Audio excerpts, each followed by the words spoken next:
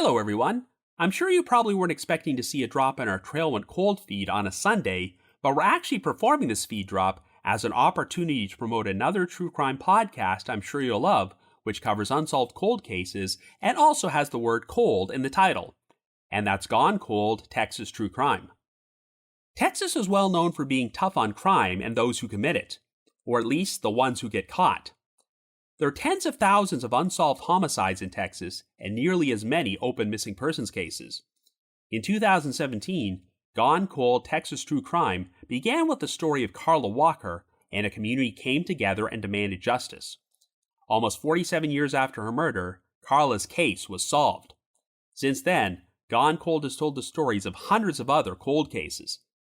Gone Cold's concentration is on the state's lesser-known crimes, the cases the media have long left behind, like the assassination of Red River County Commissioner Alton Peake in 1996, and the case of 12-year-old Kimberly Norwood, who disappeared from Hallsville in 1989. You'll also occasionally hear higher-profile cases on Gone Cold, such as a comprehensive series on the 1996 abduction and murder of 9-year-old Amber Hagerman, the little girl behind the alert, and a detailed look at the 1974 disappearances of Rachel Trlica, Renee Wilson, and Julie Mosely, collectively known as the Fort Worth Missing Trio. Now, as you might recall, the Trail Went Cold covered the Fort Worth Missing Trio case way back on episode number 2 when we were still getting our feet wet as a podcast. Well, Gone Cold went all out and did a ton of in-depth research to produce an extensive series about this story, which contained a lot of information I did not know before and caused me to look at this case in a much different light. So for this feed drop, we're going to play a clip from episode number 1 of their series. While you listen, join Gone Cold's mission to bring forgotten cases back into the public's awareness by subscribing to Gone Cold Texas True Crime wherever you listen to podcasts. Gone Cold isn't just a murder podcast, it's a pursuit for justice. When Julie Mosely's sister Janet and her friend Terry Ann arrived at Seminary South to meet Rachel, Renee, and Julie, the three girls were nowhere to be found. Janet and Terry Ann just figured they'd forgot to meet them or got caught up doing something else. They went along their day, never running into Julie, Renee, or Rachel at the mall. Certainly, the three girls vanishing without so much of a trace was the farthest thing from their young minds, but that's exactly what happened. A little after 4 p.m., when Richard Wilson returned home from work, his wife Judy was there, but their daughter Renee was not. Judy Wilson told Richard she was worried. Renee had insisted, in quote, no uncertain terms, that she pick her up from her grandmother's at 4 p.m. sharp so she could get ready. Renee had a Christmas party to go to that night.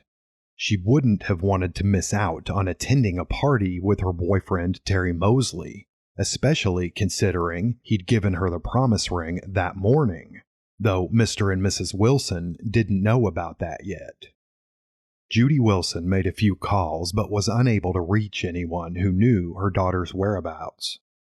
She had Cotton and Francis Arnold's number, but she needed Tommy Trlica's, since she knew her daughter had gone with Rachel Trlica earlier that day. Judy finally reached Deborah Arnold back at Rachel and Tommy's, who told her she hadn't seen the girls all day since that morning, and that Tommy had gone to the Wedgwood bowling alley for men's league night. Deborah phoned Tommy there. He wasn't too worried at that point. After all, he told us, thinking that your wife and friends were going to disappear, never to be seen again, wasn't a thought that came to his mind. Tommy just figured they'd gotten carried away with Christmas shopping. After making the calls, Judy and Richard Wilson headed up to Seminary South. Once there, Judy went into the stores, having the girls paged at the few stores that had that ability, and walking around others to see if she could spot them. Meanwhile, Terry Mosely was back at his friend's house. I went over to my friend's house and sat with him till he went to the hospital. Well, our neighborhood was big, wide open. Everybody knew each other. Kids come and go. Kids at my house, kids at your house, kids everywhere. So for me, I stayed at his house. He and his girlfriend that were there, they left. I think I crashed out on his bed, either his bed or the couch. At his house, I just conked out, waiting on them to come back. And then I woke up and I went home and they still weren't back. And this was probably around 2 or so. And I was kind of like, well, when are they going to get here? But that led to, it getting later. Everybody got mad that they weren't back. Where are these girls at? And then it got later. And then it went from mad to out of our mind worrying.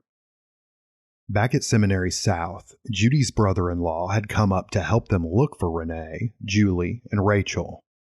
The mall was packed. It was just 2 days before Christmas, after all, and he and Mr. Wilson split up and began looking for Rachel's 1972 gold Oldsmobile 98.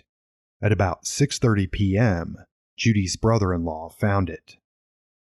The car was parked far from the shopping center itself, in the mall's east lot, outside Sears department store. Since Seminary South was incredibly busy that day, it was likely difficult to find a closer parking spot. The Oldsmobile was facing northeast. The car was locked tight.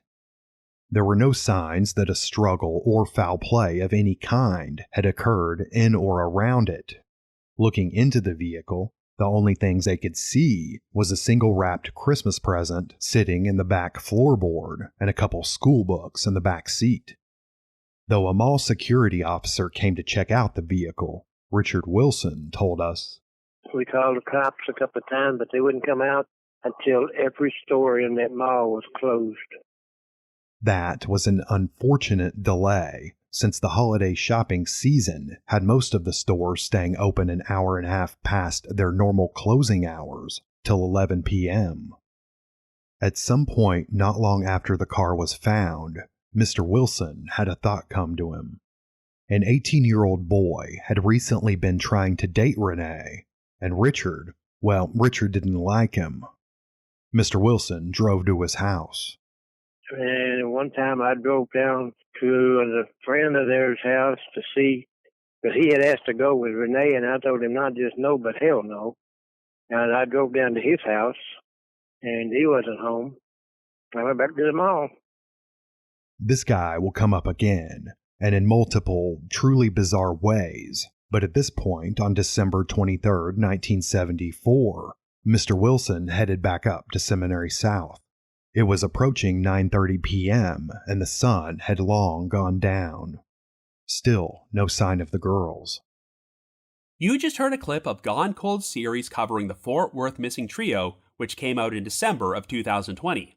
If you'd like to know the whole story, you can listen to all 7 episodes of the series by searching Gone Cold Texas True Crime wherever you get your podcasts. Subscribe and binge 300 plus episodes.